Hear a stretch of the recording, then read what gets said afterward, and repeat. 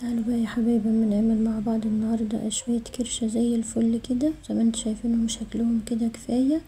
مهما كنت ما بتحبيش الكرشه او ما بتحبيش تطبخيها ان شاء الله هتحبي تاكليها وهتحبي تطبخيها بعد لما تشوفي الفيديو دي وتشوفي الطريقه دي. شايفين شكل الكرشه جميل اوي ازاي، وشكلها في الحله بجد يفتح النفس والله حتى مهما كنت ما بتحبهاش. وكمان عملناها بطريقتين، طريقه فيها صلصه هي وبصل وفلفل كده وتركاية جميلة خالص، والطريقة التانية بشوربة عادية تهيا بيضة.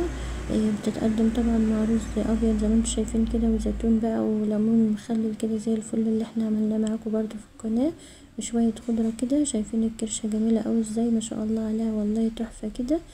مهما كنت ما بتحبهاش ان شاء الله هتحبها وهتحب تعمليها وهتحب تاكلها كمان. اول حاجة بنبتدي من نظافة الكرشة، يعني عشان الكرشة تطلع معاكي حلوة ومظبوطة 100%. اهم حاجة النظافة والغسيل والنقع.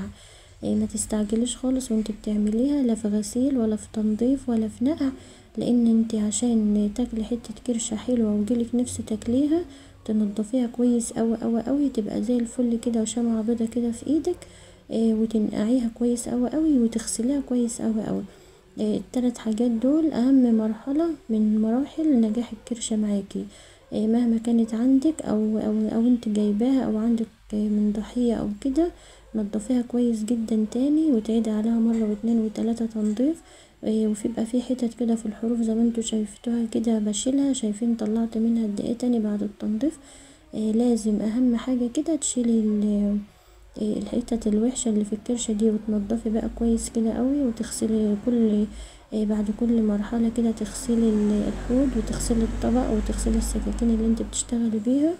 وطول ما انت شغالة لازم تشيلي كل حتة تقابلك مش كويسة في الكرشة تشيليها.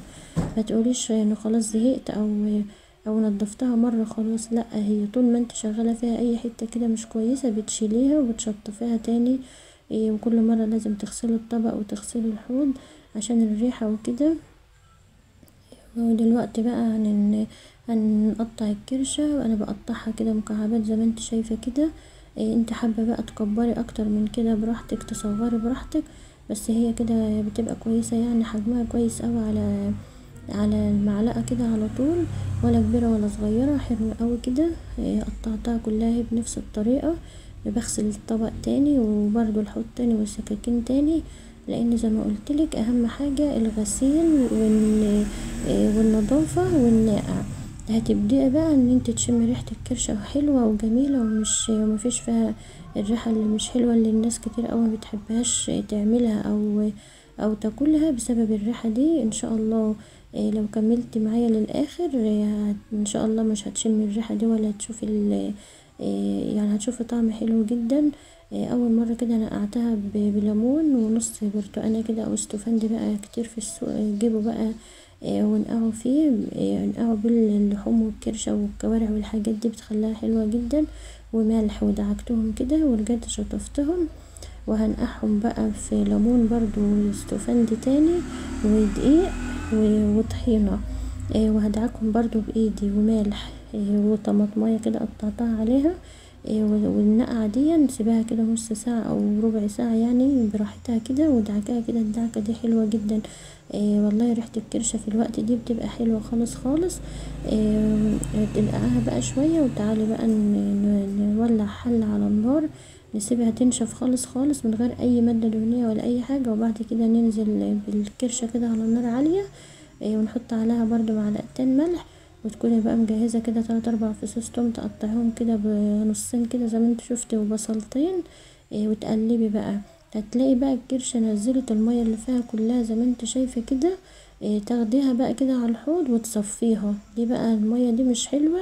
ودي اللي بتصفيها كده، وتبدأ بقى الكرشة تبقى ريحتها حلوة كده وجميل.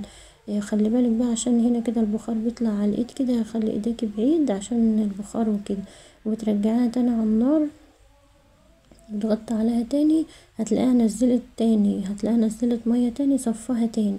الحركة دي بتصفيها 3 مرات. في كل مرة بتلاقيها نزلت، انا هنا بقولكوا دي 3 مرة هي. في كل مرة بتلاقيها نزلت لغاية لما تنشف خالص ما عادش تنزل اي مية خالص ولا سوائل. بعصر عليها كده ليمونة. اللي يوصل بقى معايا لينا يا حبايبي ما ينساش اللايك وما ينساش الاشتراك في القناة. لو اول مرة يشترك يشوف قناتي يشرفني وكده بالاشتراك. تعالوا بقى نحط البهارات بقى الجميلة اللي عندك، كل بهاراتك بقى اللي عندك، ورق لورا بقى وحبهان وكبابة صيني وقرفة خشب، وجوزة الطيب وقرنفل. ما تبخليش بقى على القرفة في الوقت دي بأي بهارات، وسبع بهارات. كل ما تحط لها بهارات بقى تشم ريحتها زي الفل والله. تقلبيها كده تقلبتين 3 بالبهارات الجميلة دي. ما تقوليش بقى ان انت بتعملي كرشة ولا اي حاجة. يعني في ناس بتحب الكرشة دي جدا جدا، في ناس ما بتحبهاش بس ممكن تاكلها والله لو طبختها بالطريقة دي. بتقلبها كده بالبهارات دي الجميلة دي تقلبتين 3 كده، بتبقى زي الفل ما شاء الله، ريحتها زي العسل.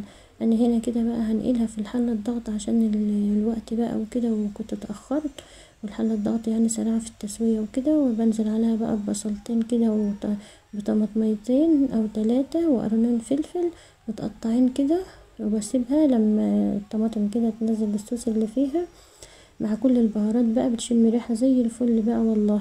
وبتكوني بقى بتغلي مية على النار، بتنزلي بقى كده بالمية المغلية على الكرشة كده على طول، وتقفلي الحلة بقى وتسيبيها تستوي براحتها.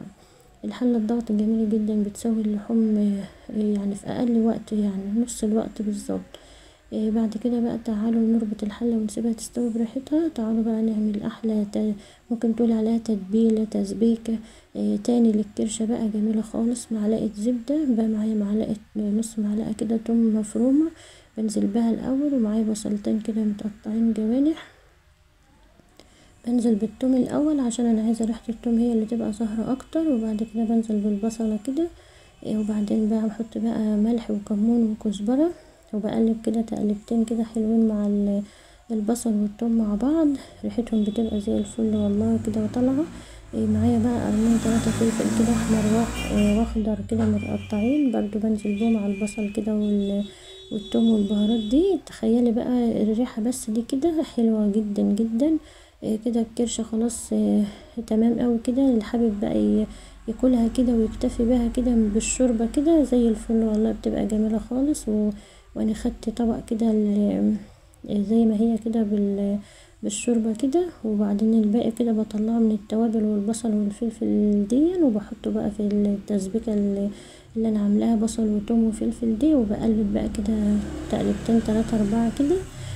شايفين شكلها تحفة تحفة كده والله العظيم، وريحتها حلوة، يعني اي حد يحب ياكلها وتفتح نفسه كده ان هو ياكلها. بتقلبي كده على طول تقلبتين 3 كده لغايه ما تنشف كده معاكي، وتاخد بقى من التتبيله الحلوه اللي احنا عملناها دي. بحط لها بقى فلفل اسمر نص معلقه ونص معلقه 7 بهارات. بجد لك انت تخيلي بقى الريحه في الوقت دي كده عامله ازاي. تاكليها كده والله. ومعايا بقى نص شفشق طماطم كده، بنزل بوه زي ما هو كده مش مسبك ولا اي حاجة عليها، وبسيبها بقى تسبك بقى مع نفسها كده. احلى احلى والله طريقة ممكن تعملي بها الكرشة يعني. سبكت وبقت زي الفل اهي. ممكن بقى ان انت تزوديها مج مية زيادة لو حباها تبقى يعني فيها شوية مية كده، او لو حابة تاكلها زي ما هي مش مسبكة زي ما هي كده برضو تاكلوها بقى يا حبايبي بألف هنا. ما تنسوش بقى الصلاة على النبي، وما تنسوش الدعوة الحلوة والكومنت الحلو اللي بيفرحني وبيكبر بخاطري. ربنا يكبر بخاطركم كلكم يا حبايبي يا رب. ودي كده كانت وصفتي معاكم النهاردة، واشوفكم على خير.